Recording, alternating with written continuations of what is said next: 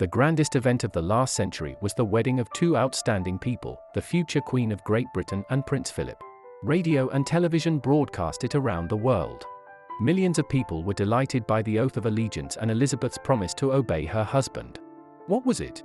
A great love or a beneficial match? Let's look at their incredible wedding to answer this question.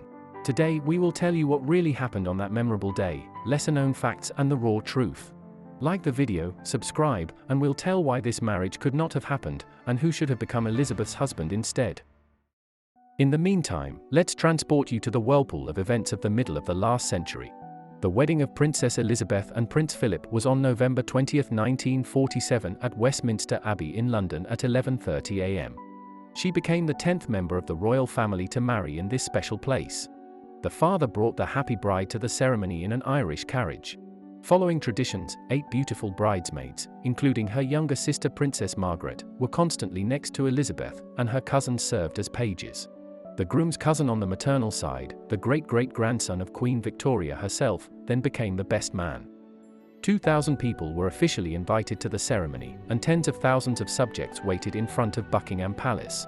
Yes, this celebration has become almost a personal matter for every Briton. But most importantly, despite the post-war troubles, hunger, and poverty, the people wanted a celebration. However, it required many sacrifices. The bride's dress was bought with coupons, and the ingredients for the cake were sent from different countries. Years later, Elizabeth II will call this day one of the happiest days of her life. But it could not have happened. The news of the 21-year-old Crown Princess's engagement made a huge sensation. However, her entourage was not pleased with such turn.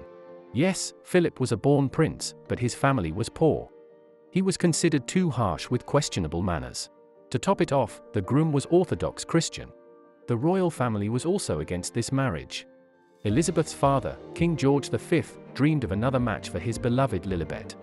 After all, there were enough contenders for her hand, especially her close friend, Duke Hugh Fitzroy, was considered a better husband. Moreover, Elizabeth and Hugh were very close. The man was a member of the royal family, was a noble and was seen as an excellent match for the heiress to the throne. Nevertheless, the stubborn princess chose Philip, and everyone had to accept it. After the official announcement, preparations for the wedding of the century were in full swing. Surprisingly, the subjects of the United Kingdom tried their best to help their beloved princess. For the fabric alone, Elizabeth received several hundred coupons from British women. Yes, now it seems incredible, but then the fabric in the UK couldn't be bought with money. Princess Lilibet's wedding dress cost 3,000 coupons, or £1,200. It was sewn from the finest silk woven in Kent. Just imagine, 25 seamstresses and 10 embroiderers, led by star designer Norman Hartnell, created this masterpiece in almost 2 months. In addition, in the end, a dress of incredible beauty appeared before Princess Lilibet, decorated with hundreds of crystal flowers and thousands of pearls. It is noteworthy that even in this matter, the Buckingham Palace did everything to preserve the post-war peace, so the princess's wedding wouldn't provoke international scandal. Silk cocoons underwent a special examination for origin and, fortunately for the court, turned out to be Chinese. After all, 2 years after the victory, the British princess could not walk down the aisle in a dress made of Japanese silk. That could ruin the ceremony, and we wouldn't see the most long-lasting royal union of the recent time. Jewelry had to match the dress. Elizabeth's choice for this special day was a diadem and 2 necklaces, Queen Anne and Queen Caroline. The latter belonged to the wife of King George II. Princess Elizabeth's engagement ring, as well as her mother's, was made from a nugget of Welsh gold. The same gold was later used to create the engagement rings for Princess Anna and Lady Diana Spencer. The engagement ring had its own scandalous backstory.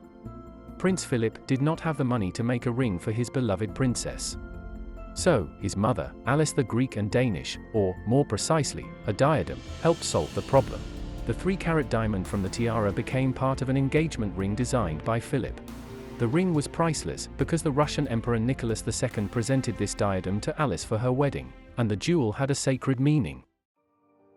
At the same time, work was in full swing to create a sweet masterpiece. The wedding cake, which later even received the name Cake of 10,000 Miles, was made literally with the help of the whole world. Rum, dried fruits, flour, and sugar were a great shortage in the post-war country. Fruits arrived from Australia, butter from New Zealand, rum from Jamaica, and flour from Canada. The cake was almost 9 feet tall and weighed about 500 pounds. The young couple cut the cake with Prince Philip's sword, a wedding gift from his father-in-law, the king. By the way, on that day, according to official data, the newlyweds received more than 2,500 gifts and almost 10,000 congratulatory telegrams. However, if you think everything went smoothly and resembled a fairy tale, you are mistaken. On the wedding day, several troubles haunted the bride from the very morning. First, a small fragment accidentally broke off from her wedding tiara, and she had to call a jeweler. Before leaving, the princess discovered that the pearl necklace she was about to wear was in a different palace. Her Highness's secretary had to, imagine, take the carriage of the King of Norway to get to the palace without traffic jams. Finally, during the official photo shoot, her wedding bouquet suddenly disappeared. It turns out, one of the courtiers left the flowers in one of the cool rooms of Buckingham Palace and forgot about it. The result was a bit embarrassing. In some photos, the princess posed with a bouquet, and in some, without it. That looked ridiculous alongside the bridesmaids, each holding flowers. Such troubles could upset anyone, but not Elizabeth. She wrote to her mother, "I was so happy and enjoyed everything that was happening around me that I forgot about absolutely everyone." Standing at the altar, Elizabeth uttered the traditional oath of allegiance, which included the promise to obey her husband. These words caused an ambiguous reaction. Elizabeth was to become queen, and people should obey her. However, the palace later corrected this oversight at the coronation.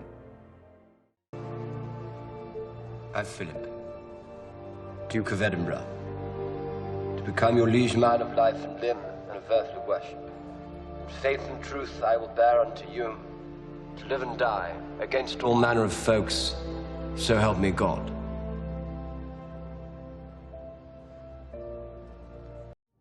The beginning of family life and the honeymoon of Philip and Elizabeth began with the departure from Buckingham Palace in a horse-drawn carriage, with blankets, a heating pad, and someone third. Are you surprised? It turns out that it was the Queen's first favourite dog, Corgi Susan, her closest friend. This friend was with them for many years, laying the foundation for all subsequent generations of royal corgis.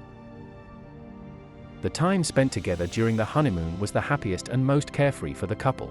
Elizabeth wrote to her mother, "Philip lies on the sofa peacefully and nicely and reads, while Susan stretched out by the fireplace.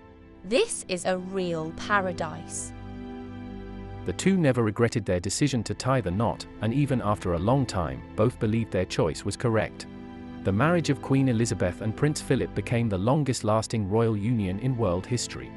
Nor the numerous rumors about Philip's infidelity, the disputes over the last name, or the various problems any married couple face ruin their happiness. Celebrating the 50th anniversary of their marriage, Philip said, "Patience is one of the most important conditions for a happy marriage. And, believe me, the Queen certainly does have patience." Moreover, this family had to go through a lot. Soon we will tell you about it. Stay with us and learn the most incredible facts about the life of the royal family.